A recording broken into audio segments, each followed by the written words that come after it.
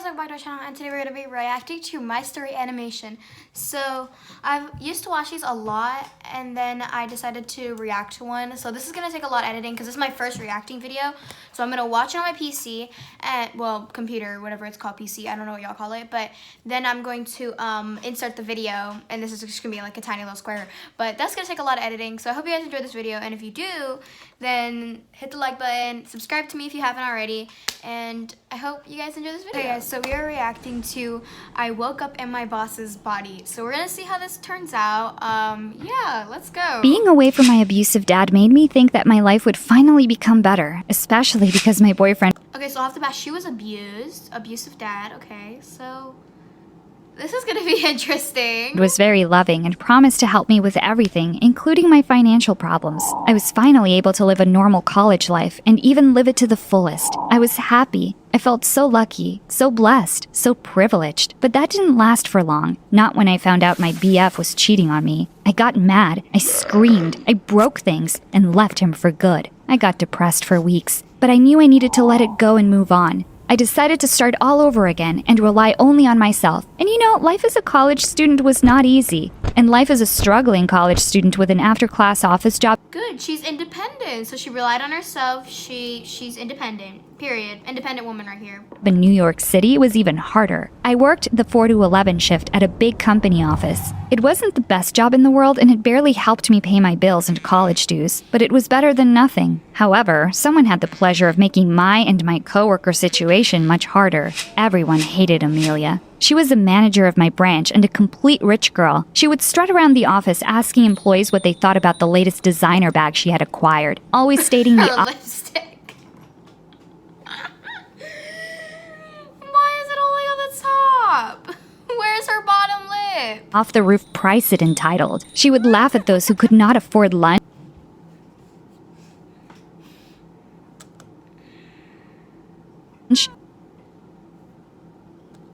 Why does it look like she only have one tooth? I'd rather have 2 teeth than have to have all these rich bags. No, I'd rather have 2 teeth, okay? I'd rather have all my teeth, okay? Look, what? Okay. She ate expensive meals. She was a despicable human and an even worse manager. And that evening, she was approaching my desk specifically. "Good evening," I stated, not even turning to look at her. "Good evening. Just wanted to let you know that the pay raise you requested was declined." My eyes widened, and this time I did turn around to look at her. "Amelia, you control the pay raises. I need the money. I can barely make it to the end of the month," I said, my eyes pleading. "That is not my problem," she spat back. "The company can't afford to lose that much money." I saw red as she left. "The company can't afford it, or you refuse to get paid less in order to live in your Barbie dream house," I exclaimed, and slumped back down in my chair. Tears started rolling down my cheeks. I was upset. I was furious. I looked at the time and realized that my shift was thankfully over. I grabbed my stuff and went home. Arriving home, I realized I didn't have anything to eat for dinner. I didn't have extra money either, so I decided to just go to sleep and start fresh the next morning. I put on an old t-shirt and shorts and laid down in bed. I was so done with my life, so done with the struggle, so done with Amelia and her lack of consideration and empathy. I wished for once that she could feel exactly the way I felt, but I didn't have a lot of time to wish for anything else because soon enough, I fell sound asleep. Waking up, something already felt weird. I was covered in a feather duvet and surrounded by fluffy pillows, something that definitely did not belong in my usual bedroom. It didn't take me long Who needs that many pillows? Your girl only got 3 on her bed. Why does that look like hold up. Like, why does that look like she had like 7 pillows there? Okay, just keep going. to jump up from the comfortable bed to realize that I was not where I was supposed to be. The room was white and big, and it looked like it belonged to a millionaire. Big bed, enormous amount of space, and probably an en-suite bathroom as well. I furrowed my eyebrows in confusion. What was I doing here, and who did this room belong to? But I didn't have time to think, because the alarm on my phone went off. However, it wasn't even my phone. It was an expensive phone, one of those I just knew I couldn't afford. I turned it off and sat for a minute to process. I had not drank because I couldn't afford to party. I had not been kidnapped because I was very sure I wouldn't have been put in a room so nice. And I was not delirious either because everything felt very true around me. I stood up and inspected the room. There were no pictures, no marked items, nothing that would give me clues to find out who the room, the phone, and everything that surrounded me belonged to. I walked out of the room in the outfit I was wearing. That was surprisingly the same scrawny t-shirt and shorts I usually wore to sleep. I was in a penthouse overlooking the Hudson River and with an outstanding view of the Statue of Liberty. I was alone, and there was a silence that was almost deafening. Another voice spoke up, making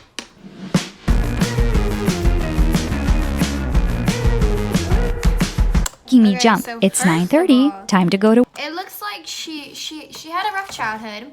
Okay, she went to college, you know, blah blah blah, got her degree, and now she's a college student needing to pay off her loans and debt and stuff like that. And she's working a really bad job. And I'm thinking she just woke up in her boss's apartment. Is what I'm thinking, at least. work.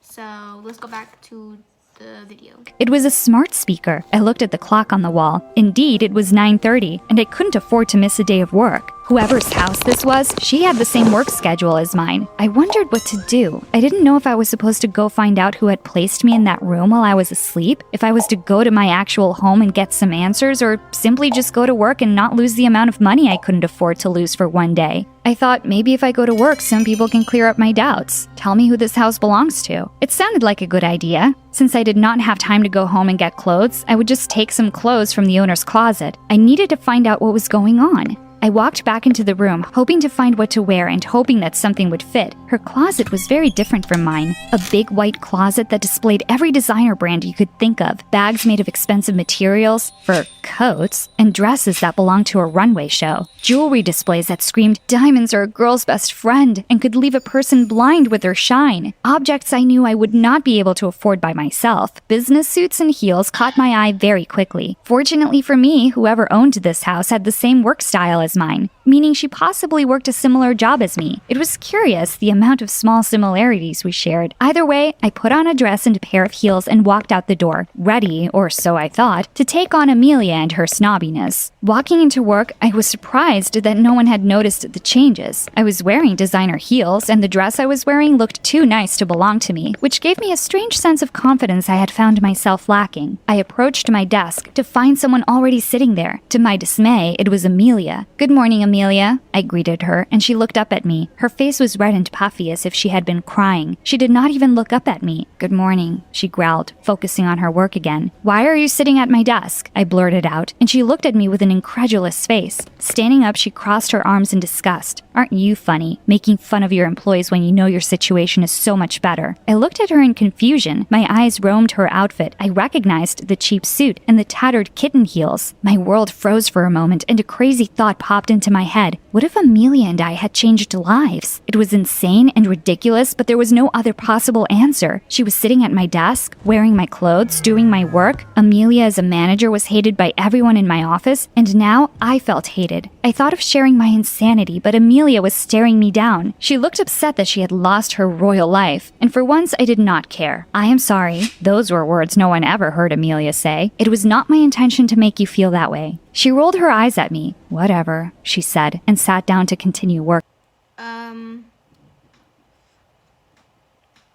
I'm still wondering, one, where are her lips? Two, where are Amelia's lips? Like, honey, get this under control, because where are their lips? Like, I need to know. I walked to what used to be Amelia's office, now mine, and sat down on the comfy chair. A lot of thoughts ran through my mind, and I was very curious about what had happened between me and It looks like she Amelia. has no Somehow I had lip, stolen and Amelia's her life chin and is, had like, given her right mine. there. I was now a Right, high-class like, this manager, is, and she was a like, struggling chin, college this is what it student. looks like. How did things like that It looks even like her chin is happen? right up However, her another nose. train of That's thought so rushed through me. I weird. can use my new position to make things Okay. better. Change the story. Someone interrupted my train of thought. Philip, the assistant, came in. He was always fearful around Amelia. He was shaking and quiet as he entered the room. "Your coffee, miss," he said, setting the cup down on my desk. "Good morning, Philip. How are you today?" I beamed with joy. He looked at me, his eyes widening. "I am good, thank you, miss." He smiled and then left the room. My plan had to work. After work, I decided to indulge in the richness of Amelia's, or now my, life. I went back to her apartment and took a big bubble bath. Roaming through her fridge, I found an expensive bottle of champagne and an already made dinner. I looked into her bank account and was shocked with the income Amelia had. I went window shopping with a strange feeling of knowing that I could buy anything I wanted. I had struggled with money most of my life. and being allowed to have some treats felt like heaven. I went back to sleep in the big duvet-clad, fluffy pillow-filled bed that night. As much as I loved Amelia's life, I knew that money came from hard work and that it does not buy happiness. However, Amelia did not know that. She was only a manager because her grandparents used.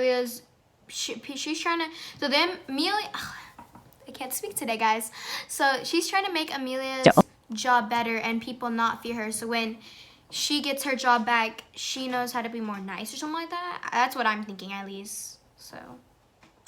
Owned the company, and all her money came from their wealth. In comparison, Amelia hadn't worked a day in her life. The next few days, I worked on adjusting to my new life while trying to figure out why and how I was suddenly living in luxury. I also tried helping others and changed the atmosphere in my office. I smiled and acknowledged my employees and their hard work. I gave people chances to work hard and grow in the business. I treated everyone with kindness. However, for some reason, Amelia's former behavior was not being forgotten by my coworkers. The luxury life became disgusting really soon. To my dismay, people started using me for money, asking me for favors. Life lesson. Happiness, money does not make happiness. Okay, period. End of discussion. You have to be happy your own way, okay? And talking behind my. So she didn't even have that job. Back. As good of a manager as I could try to be, the income I made was still envied, and everyone around me would just look at the money instead of my personality, with the remains of Amelia's horrible disposition always lingering. That made me sour. To my horror, I realized I was turning into Amelia myself. I had tried to be kind and I had always been rejected. My behavior around people soon became snappy and entitled. I was not able to ignore the horrible comments that were made about me. The amount of hatred was turning me into a distasteful, angry person, and Amelia's riches were not the answer. That wasn't myself, and I knew it, and I hated every single part of it. The big breaking point was one afternoon. Someone knocked on my office door. "Come in," I said, and Amelia walked in silence. Her head was down and she was shuffling her feet as if she was shy. Okay, she sat down in front of me. "How can I help you, Amelia?" I asked. She looked at me and a tear rolled down her face. "I need help," she said. "I am struggling. I can't pay my rent anymore. I'm about to get kicked out of my apartment and I can't adjust to this new life. I really can't." I nodded. "I don't really know how this happened, Amelia, but I know what you're going through. And instead of doing what you would have done in this case, I am going to do the opposite. I am going to promote you." Amelia's eyes widened and a smile glowed on her face. "You are?" she asked in disbelief. "Yes, but just because I understand what it's like to struggle." Okay, so I just got some popcorn and some water, if you can see off to the right of me. Wait, I don't even know what side you guys are on. Okay, anyways, let's keep going. "And I don't want that for you. I am showing you why kindness matters." "Thank you," she smiled. I could tell that she was really thinking about my words. She stood up and walked out. Even though everyone at the office still hated me, I was certain that helping Amelia was the right thing to do. Even with my newfound luxury, I would have never wished a constant struggle to anyone, not even Amelia. Amelia really improved with her promotion. She was able to pay rent and pay her college dues. She worked harder than ever before, and she became extremely kind to everyone around her. She even saved enough money to treat herself to small luxuries, like going on a holiday, where she actually found love. In a way, I was jealous of her. Yes, she didn't have a big bank account, but people had actually grown to like her. She had a purpose and a life worth living, now filled with joy and happiness, much different than me. Months went by, slowly and painfully. The loneliness was killing me, and I was getting tired of the luxury life. I couldn't find a way out of it, or an answer to how I had stolen Amelia's life and...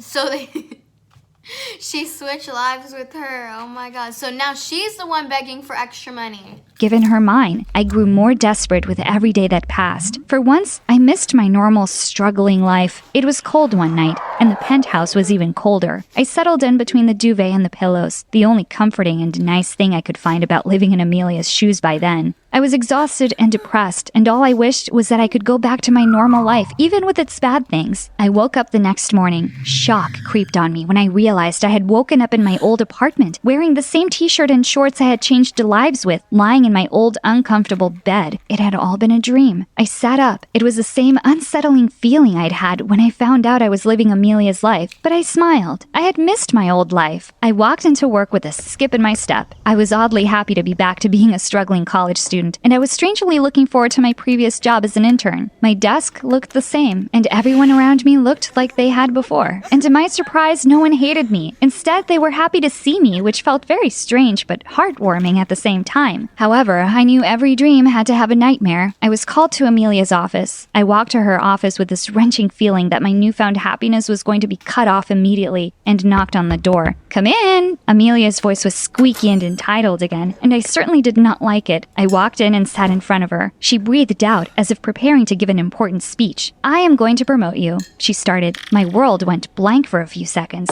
"I'm sorry?" I asked, not believing what I had just heard. A promotion would mean possibly solving a lot of my financial problems. "This is difficult and strange for me to admit," Amelia said, "but I think I know what you're going through." I tried to process what she was saying. It oddly reminded me of my dream. "I have to ask you something crazy, but you really need to listen," I said, and started telling her everything. About the dream, about how everything had been different. I asked her for kindness and told her that I knew that inside her was a girl who wasn't horrible and knew the value of hard work. Something in my story interested her because she listened all the way through without talking. I left her office with a signed promotion and a smile on my face. However, before leaving, I turned around to notice an upset expression, as if she was missing something. "Amelia?" I asked, and she looked up at me with curious eyes. "Me and some girls are going to dinner after work on Friday. Maybe you can join. It's not going to be anything very expensive, probably a bottle of wine and Chinese takeaway while singing karaoke." I laughed, "but it's good fun." A surprising smile grew on her face, and she nodded. "Yeah, I think I will join," she said, and I saw her smile stay for a few seconds as I closed the door. I left her office 2 hours later, smiling, feeling positive I had gotten through to her, and indeed I had. Amelia started being kind to everyone, even me. She had come to the dinner, and she turned out to be more fun than everyone thought, loved Chinese takeaway, and just needed real friends who wouldn't care about money. She gave amazing opportunities, and my coworkers started looking up to her as an example. She even found love in a guy from my branch. She looked happy, as did everyone else. It was turning out to be like my wishes, and I was elated. As for me, I found myself in a home decor store. I looked around, thinking about how much money I had made with my new promotion. Enough to pay my bills and college debt. I decided to treat myself and bought a white, cozy duvet and a bunch of fluffy pillows.